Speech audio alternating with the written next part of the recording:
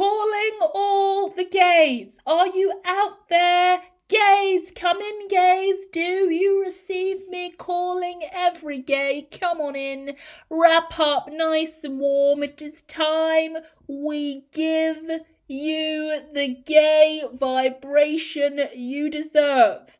The lesbian called me on the telepathy divination phone and said, we want a lesbian reading. And I said, well, I'm not going to ignore my gays. If the lesbians need a reading, the gays need a reading too. And on that note, if the gays need a reading, then the transgenders need a reading, and the non-binaries need a reading, and the bisexuals need a reading. Every letter needs a reading now, don't they? So we're going to do a reading. And when I say every letter, there are some letters that should be abolished and burned. So don't even get me vexed. Woosah. We're not even going to go there. We're just going to talk LGBTQ and just pause there for now. I'm not going to fight with anyone. You've got a problem. Get me in the comments. Oh, I'm getting all neck cranking. Oh my goodness. I need to calm down. Woosah. No, but seriously, guys, I hope you're well. How are you coping? First of all, let's do a check-in. How are you coping, my beautiful gay people? Are you okay? Are you under duress? Are you under attack? Are you feeling comfortable in your realities and in your life? Because, I mean, my goodness, over the last year alone, the targets across the left community has been really, really intensive. I like to stay grounded in the centre point and study and analyse what's going on the left and the right. But I like to advocate for all people to be who they are, provided you're not committing a crime, doing anything illegal or sinister, then you deserve to be who you are.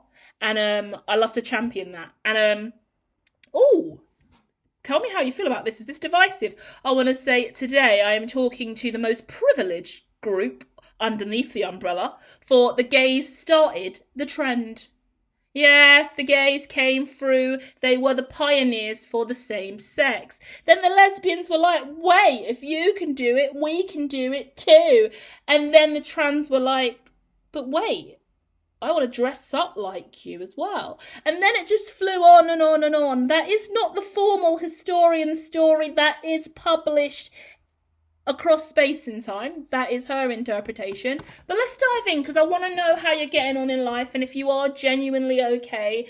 And just see if you need any advice or guidance, because the lesbians called me out and said, I need a lesbian reading right now. I want to come out. I'm confused and conflicted about life. So I went on a full deep dive into lesbianism, I called it. And we just spoke at length about it all.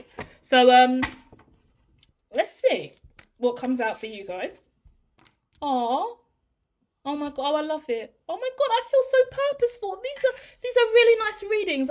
Like, something intuitively told me to do a lesbian reading, but oh my, I didn't even realise how important this was. I feel a little bit blown away now. A little bit emotional, like I'm tearing up. Oh, I get so emotional over certain things, and I haven't been so emotional in ages. I really feel like, whoa.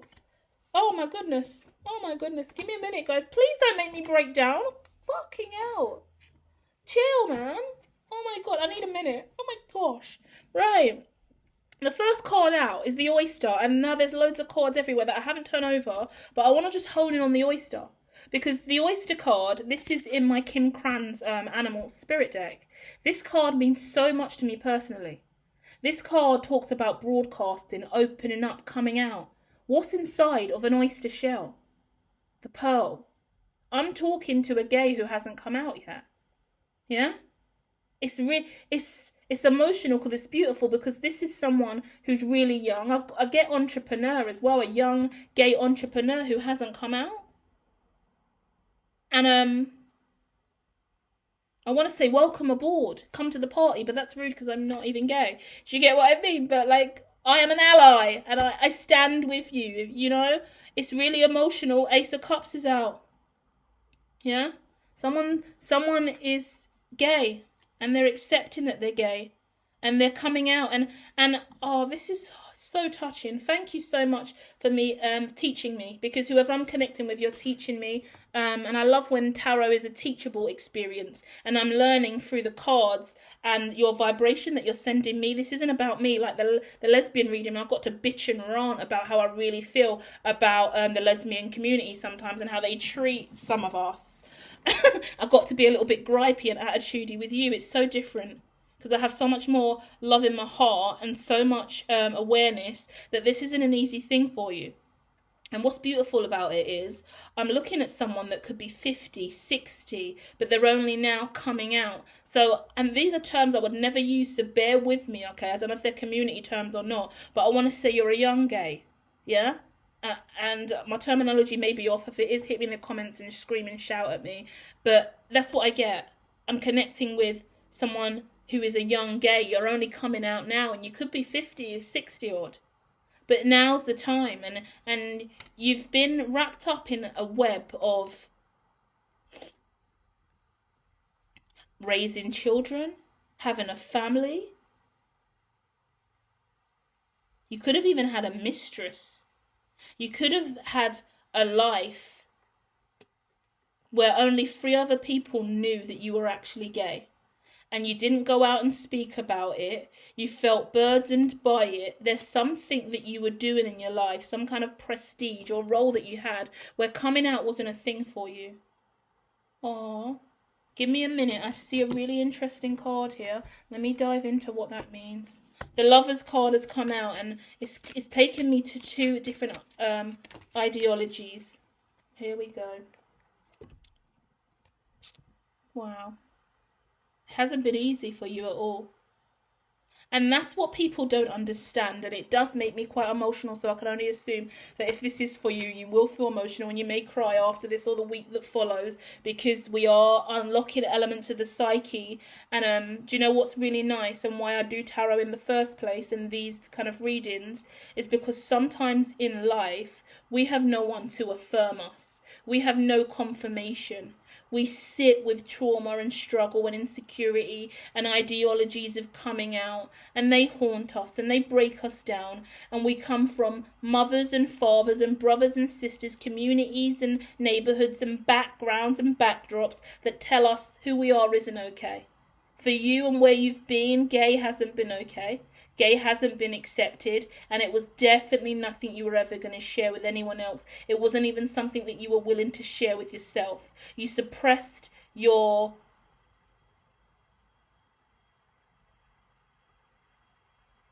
sexual preference for a long time, trying to wash it away and act like it didn't exist. There could be moments, I'm not going to go in deep, but there's been moments where you've been regretful and felt sin for it. In my head, I got Hansel and Gretel, and I got you've been led up the garden path as well, because you've been so secretive about being gay. The gay experiences that you've let into your life have been really toxic and somewhat traumatic, because you weren't trying to be public, you weren't trying to come out, and you've been put in situations where you've been taken for granted and taken advantage of, because the only gay relationships you could have had or you had at the time was shrouded in guilt and shadow, which was then a shadowy person that was toxic. So you've never even had the ability to be liberated as a gay man and be in your power and find love. You know what's fucking hilarious? When I said, oh, the blank slate card's coming out, which is the Page of Pentacles in this deck. The card is Modern Family. This is my TV tarot deck that I personally make myself. Why this is so amazing to me, because in all the years I've had this deck and I made this deck in 2018. Had it for years, used this card all the time. It talks about a modern family, a new life. For the first time in all the years I've had this deck, it actually relates to the characters in the fucking show, which are a gay couple with their Asian daughter they adopted.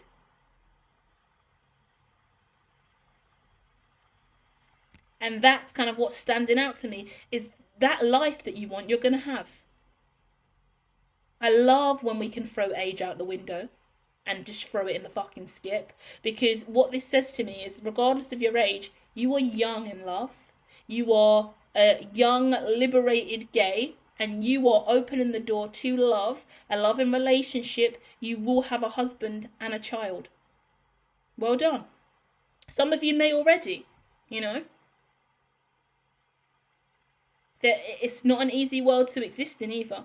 I'm very aware of high profile individuals that have come out as gay also and adopted a child, and in the public press and trolls on Twitter just eat them up and destroy them and tear them down for adopting a child. It's really horrible shit. So, but that the world's a sick, sinister place and people get off on being absolute dicks. So you keep being strong and powerful. You've prepared yourself more than enough for this.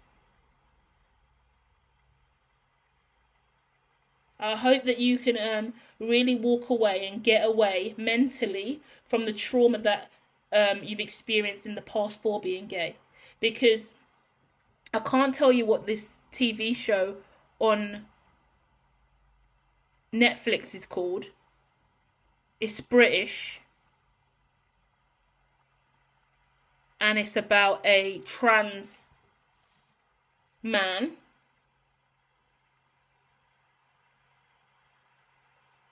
trans woman, I'm confused at this time, who gets into a relationship with a man who's married. They start dating and it's very secret and shrouded, and it's like you having to meet gay men somewhat on the black market, it feels like. Do you get what I mean? It feels corrupt and sinister. It isn't. You were trying to find love. You were trying to date and experiment with your sexual preference, and you felt like it was all like really dirty and seedy and sick and sinister because you couldn't openly do that. It's sad because even if you're in the public eye or not, you're just quite a private person. You don't need your business out on Drum Street, and you're not comfortable with it entirely yet, so you're trying to dip into the sexual preference of what you enjoy, but you can't fully do that because you're inexperienced and uncomfortable by it, and you're looking at people to support you and soothe you into this arena, but there isn't anyone there. This is hard for me to process and really awakening for me, because being a psychic medium, I always talk about coming out as a psychic medium, then I talk about coming out as a CEO, and then talk about coming out as a quantum mechanic. And I harper on about me all the time and how painful those cycles have been for me. Imagine talking physics and cybernetics and field engineering and Web3, DC field engineering at that, having all these conversations with no one around you who knows what's coming out your mouth. You're talking to people full blown, they look at you like you're full of shit. And for the first time, I look at you and your cards and I see that exact same thing. It's you've been in an environment surrounded by absolutely everyone in your life who isn't gay, who you can't have a gay conversation with. You can't talk about gay sex. I mean, it's not just about that, but you can't talk about gay intimacy or gay trivia, gay realities, what it means to be gay, gay experiences. So you've been so alone with what you're trying to manifest and step into. And although you may have dated and gone on dates and met people, every single one of them has been toxic because you've not been able to find a safe entry point into this world, because you've done it so secretly, and because your sex and your heart and your sexual preference and your whole identity is so sacred and private and personal to you. I can't imagine the shrouded pain and trauma and stresses that have existed because of you just trying to find your way. It's sad to know that this is what you go through, and there's so many people that are privileged. Like, how rude am I? At the beginning I go, you're the privileged ones, you came out years ago, you're all free now, off you go. Now the transgenders are struggling. But it's not true. It's not true. And it's mean for me to say that. I'm sorry. I take that back, because you're clearly showing me in the reading you're still fighting. You're still fighting, and you're still closeted, And you want a family with a man. That is your preference. And you want a baby too. And let's be honest, I think it's important, and I think I'm reaching the point in my kind of career where I'm meant to be doing this and speaking on this, because there's a lot of abuse in the community, a lot of disgusting things said about same-sex men that choose to have children. Blasphemous, fucking disgusting. Makes me sick to my stomach to see the kind of stuff that is spewed on the internet. The moment that anyone two men have a child, there's a lot of negative things said. So it's about having thick skin. And you've prepared yourself for the bullshit that you're going to go through, because you're not committing a crime. Unless you live in a country where same-sex is illegal, then you are. But if you're living in the West and you live in the UK or the US, it's not a crime. As much as Trump may wish to create it a crime, it isn't. Yeah? You're not a sicko. You're not a paedophile. You're not a sick, twisted individual. And I'll say that openly because that's the narrative that is all too rapidly spun. And I think it is so detrimental. So detrimental. Yeah?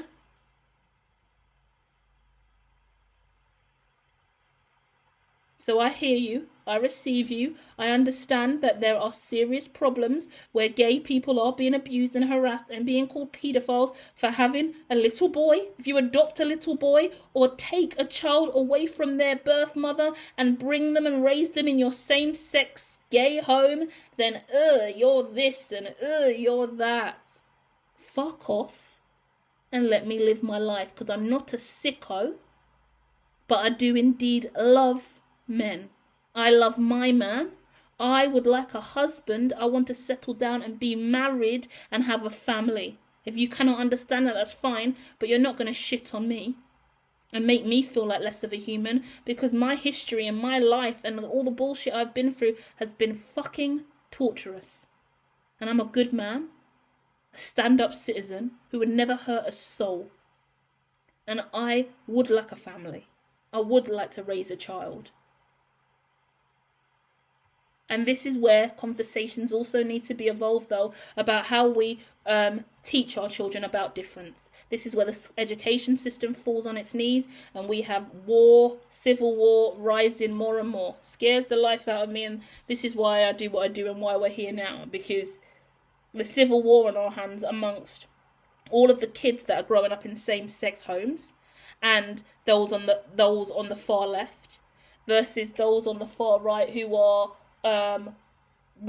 children of white supremacists, children with really strong anti-gay rhetorics, children who are raised to believe that gays are sin or paedophilic and all of that awful stuff, because a lot of people on the far right do ingrain their children with that ideology still. So it's not about being naive. When I've first decided that this is the situation and the conversations I want to advocate for in life, firstly I was really bitchy and catty about the community because I was pissed off at how severe the problems are in here, and because I like to take an anti-bias approach and I like to be central to the skewed narratives of better or worse, I found myself really thrown about how I even address some of the severities of this, because it is devastating. I understand, and this is my stance, and opinions in the comments are always beautiful, amazing when you're willing to share them, okay? But I understand how important procreation is. I have been a developmentalist for many years now, in my opinion, studying child development since I was 16 years old. I'm now 37. Yeah? It's a long fucking time. Over 20 years in the field, studying child development, right? So I'm really aware of what is healthy for children, and I come from a background of trauma and abuse myself, so I am very sentimental, maybe more so than I should be, about nurturing children. Like I will coddle my children more than let them go and be liberated. So I'm torn between the two. A massive authoritarian, let that child go and just do what they want and be who they are and find themselves by themselves, let them just go and explore. But also I want to make sure my child is resilient and emotionally sound and secure, and are you okay? How are you feeling today? Like, I really want to have those deeper conversations and promote emotional intelligence and make my child really resilient in well-being. Like, I have really high standards for how I want my children to be. You know, it's really, really important to me, to the point where it's probably really, really over the top and overbearing, and that child will probably end up hating me because I'm such a control freak. So we haven't had children yet for a very, very valid reason. I'm still tinkering with my ability to deliver, and not be a annoying authoritarian military mother or a tree hugging, wrap my child in cotton wool and tie him to my back mother. I mean, we've got to find the balance. But that being said, it is about finding the balance between the two. Because we need to be able to educate our children with clarity from our belief system, whilst without tearing down every other belief system. And that's what's sad on the far left and the far right. There is no room for difference. And that's what creates the civil war that just keeps rising across communities and keeps us bound to such negative ideologies and so much more terrorism and war. Yeah? Because the truth of the matter is, we all need to procreate. So we need a certain percent of the population to keep naturally breeding. If everybody became gay or same sex, we wouldn't have children, unless children were solely produced through factory, laboratory, and just looked at as egg and seed. And that is evolving. And that is why people on the far right do fight for this kind of stuff, because they think this is wrong, it's not natural, you can't just have babies through adoption or in test tubes and just do what you want to do, it's not fair. Like, they're fighting for a classical condition, a classical way of life that is the most natural, because man and woman make child. And man and woman making child keeps the planet populated. So the Elon Musk community and the whole far right Trump agenda sits there. On the left, gay people are in love. Lesbians are in love. Love has no gender.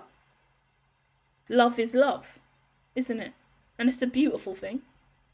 A really, really beautiful thing. So we want to nourish that. You have every single right to fall in love with anyone that you want to. And you have a right to be a parent, a mother or a father. You have a right to build a family. Yeah? And in education, we get taught about family makeups, nuclear families. I mean, there's a loads of different... I haven't looked at the family makeups for many years.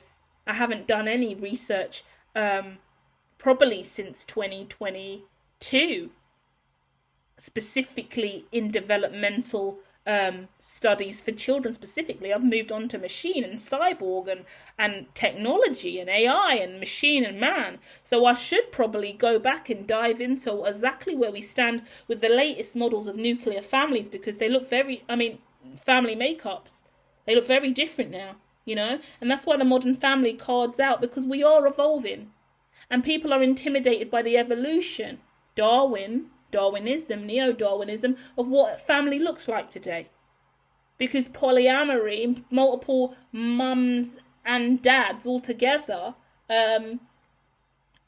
2 wives, 2 husbands in certain places in the East has long been normal. Third world countries, that's normality. But as migration increases, that comes over to the West, and that becomes normality without the legal documents, obviously, unless pre-approved from the other side. And now we've got this man with his 3 wives and 14 children. And they're living the way that they were culturally raised in their community. But now they're over here in the West, and the far right are not going to stand for that. I can't believe we're having far right, far left debates today over here. But it is a thing, because it is a thing, And it's scary. And you've really come forward and taken the time to find yourself and move through the hyenas. The cards coming out is the phoenix and the hyena, as I say that, just flipping over the last 2 cards that I pulled. And the phoenix is rising from the ashes, that's you. But what's beautiful about this, what you're rising from the hyena. Yeah? What do hyenas do? Just laugh and mock, laugh and mock, laugh and mock. When I heard about the gay influencer in big tech who just come out quite publicly speaking about his adopted son, I thought it was beautiful. I was like, oh my god, congratulations. I was in the comments like, my goodness, congratulations. And I looked at the comments and I was like, oh my god. How the hell does someone even cope with that? The abuse was shocking. The opinions were disgusting. And Twitter's the place for trolls. You go over there to just chat shit. But the severity of the shit that was coming out was so abusive, so toxic. Like, to let something like that go in your head and to even receive that, for people to be like, I don't want to repeat it, it's disgusting. Disgusting. You know? And then that's when the naivety in me gets triggered, because I'm like, oh my god, how cute! What are you gonna call them? And like, new baby, congratulations! Gays having babies, yay! Good for you. We know that you've had to fight for that, so go on, live the family dream that you want. And it's been torn down, you know, and it's sad, and it takes real stability. There's so much I want to say and I get scared to say it, because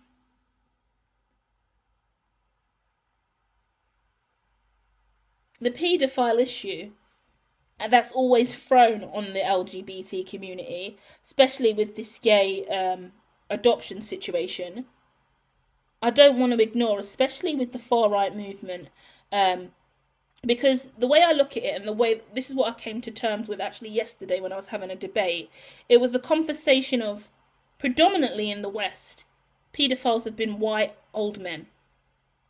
The shift has now turned to Muslim, Pakistani, and Asian men who have taken the reins from the white man, the Jimmy Saviles of the world, and have absolutely taken paedophilia and abuse to a whole new heights, because now they're actually introduced. I'm sorry that we're having a conversation in this gay reading today, because it's not fair on you, but the label is there, so we're going to tear it down in conversation, just to act integritous and honest enough to know that this is a real issue, yeah?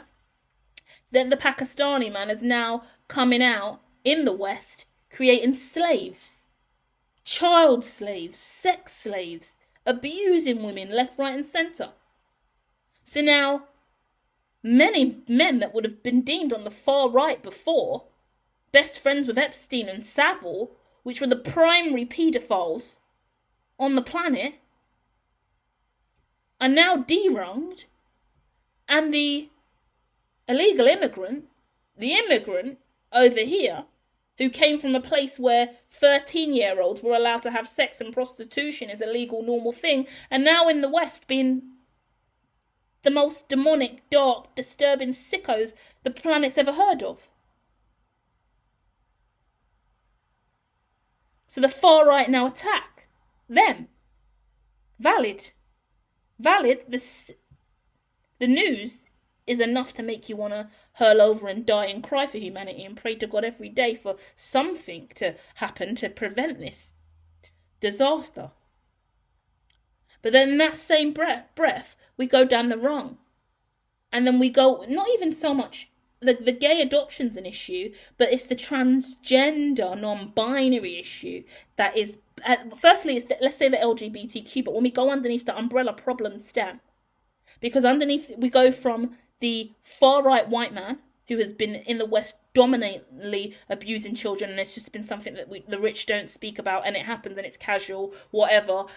Sex trafficking elite rings, like fucking Balenciaga's advert with that disturbing child abuse shit, and some leading figures with some really disturbing photos in their office of a child in a suitcase. What the fuck is that? Really disturbing stuff.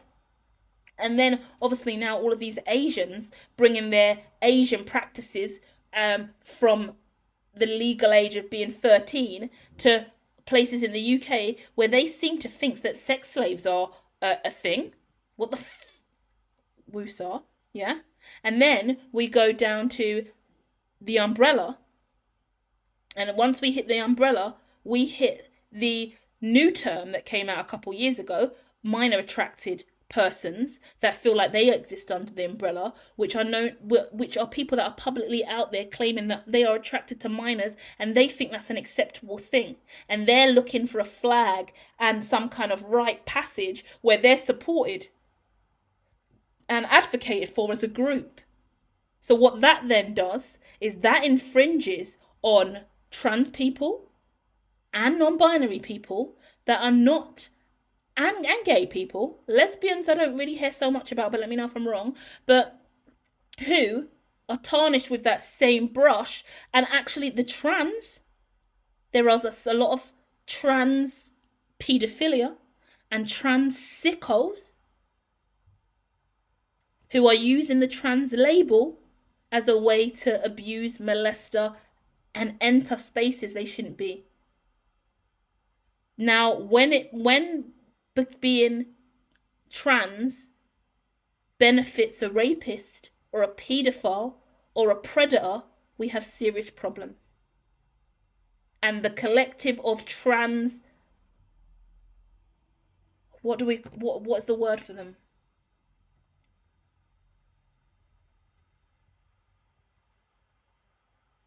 Trans predators.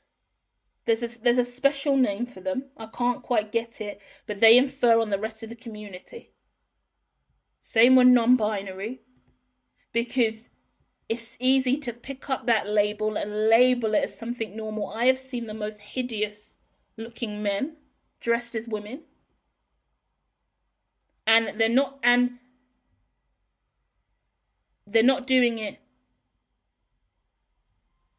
because they're transitioning and they're at the early stages of a transition. Anyone transitioning from an opposite sex isn't going to look fantastic at the start of their journey, are they? But there's some that are doing it that are genuinely sick and doing it for sexual kicks and fetishes towards the opposite sex. Sometimes it's paedophilia, but sometimes it's outright sexual abuse towards man or woman, and it's dirty, sick fetish. So there's all of this stuff. And I'm sorry, gays, because I said you're privileged, right, at the beginning, and then I said no, you're not. And it's because this is all part of the evolution under the umbrella. And this is all a journey. Feel free to educate me more and share more with me in the comments, because this is where you guys were the pioneers of a massive, massive movement and liberation for same-sex men to be free, you know, and own who you are. And then we have lesbians in the mix fighting for what they're fighting for, trying to be more than a sex object and the best porn fetish that there is, but be actual real women that still have grit and masculine determination to get the job done instead of being seen as a lesser than couple. Then you've got non-binaries, individuals that don't feel like they belong anywhere, and it's not about sexual preference but identity overall. Then the trans who actually fully know who they are, they believe they're in the wrong body, they want to fucking switch, but they can't and they're confused. And then in flies the dirty, disturbed individual who thinks that publicly being out as an attracted minor shouldn't be a straight headshot to your skull, mate. Sorry, that's my opinion. You need, like, I feel awful, I feel awful to say it because I like to be positive and not be an evil person, but you need to go somewhere special and get yourself looked at, fixed, emergency. That's an emergency crisis. So you need to be taken into some kind of institution and left there. You're ill. But why that's disturbing is because they used to say that about gays. They used to say that about lesbians. They still say that about non-binary and trans.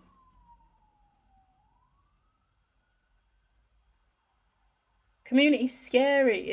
It's really scary, and it's been a really hard conversation that I've tried to have in the past on these platforms, and it's never really gone down too well because I just get sickened to my stomach. But I also am aware that if some of these sickos move to Asia, in places where the legal age is 13, and in some places in Africa, 8-year-olds are being married off. I've seen some footage online that is just so depressing of a little girl being married to an old man, and you could see that, like, it's the end of the wedding and she's kind of been told to go into the bedroom with him, and she's running for her life, and she's running from I can't even talk about it. It just triggers every aspect of my internal self, and it makes me sad, and it makes me devastated that that's even a legal thing in some places around the world. Like, it's normal for someone to marry an 8-year-old, and even in places it's not normal, and it is a crime. It happens and no one does anything about it, and the government and the police know it and they don't do anything. In some instances, stories about a priest marrying a 8-year-old girl, and everybody knows at the church is fine. It's disgusting. And the benefit to living in the West is the fact that our regulations and rules are that strong to stamp that shit out. And to be honest, first time I'm saying this, but when it comes to the Tony Robinson fan club that act like they're not racist, but let's be real, majority of them are. They hate blacks, they hate everyone. It's a problem. But I don't know anyone else who is so willing to take on the paedophilic disaster and rise that is occurring in our world in current day. And the stories that are out there, and the documentaries that have been done, and the severity of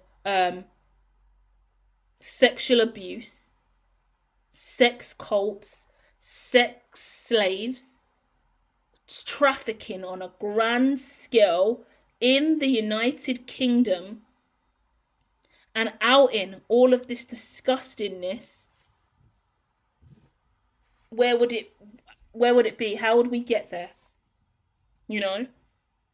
And I would rather know that that's an issue in our society and work towards improving quality of life for everyone that may be at risk and reducing radicalization than resting on my laurels, if that's the right word, or acting like it doesn't exist, shoving my head in the sand.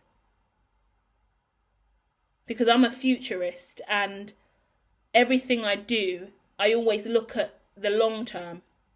The next 20, the next 30, the next 40, the next 50. And I hate the ideology that every single construct and where it stands today is only going one way, and that's incline. I spent the earliest ages of my career fighting against suicide and built my corporation off the back of suicide prevention and single-handedly fighting for ecological well-being in the education sector and mindfulness in the education sector, but specifically for staff. And all of that has been ignored and neglected and undermined and totally disregarded because financially it's not feasible and it's not a priority. But as I've been doing this research and studying this and advocating for this shit all these years,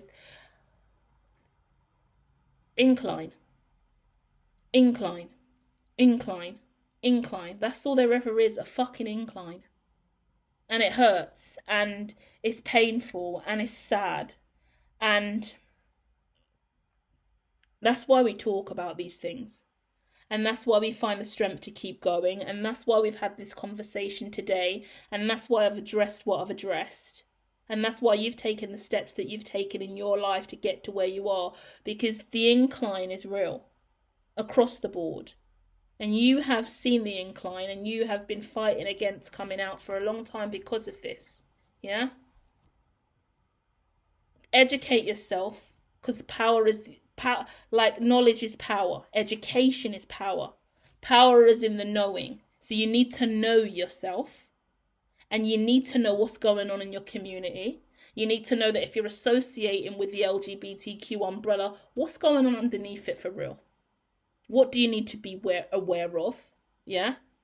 What are the risks? What are the defamations and affirmations that are associated with your community and kind? And where do you stand with that? And how do you make yourself present, an advocate, but also transparent? Yeah? Because what we need is people that can show up as themselves under these different labels and be clean as a whistle, clean in heart, clean in spirit, genuine good people that can teach others the way, free from the dirty trappings of this world. Because only then can we potentially see the light and start finding a better balance between the left and right, or civil war is just rising and rising. And we've seen the left fighting back. We've seen the right knuckling down. It's so scary. The dystopian futures that we're heading towards are so devastating. So we have to really, really fight against terror and radicalization.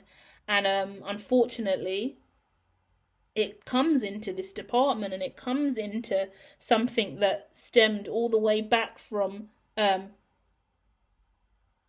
earliest days of gays being stoned and gays being murdered and gays being hung and gays being liberated and laws changing in the United Kingdom about what gays people can do. Is it rude to say gays like that all the time? I always say it. It's so casual to me. If you're offended, let me know. But I speak frankly, but liberation is key, you know? And with this whole Antifa thing and the Charlie Kirk assassination, the severity of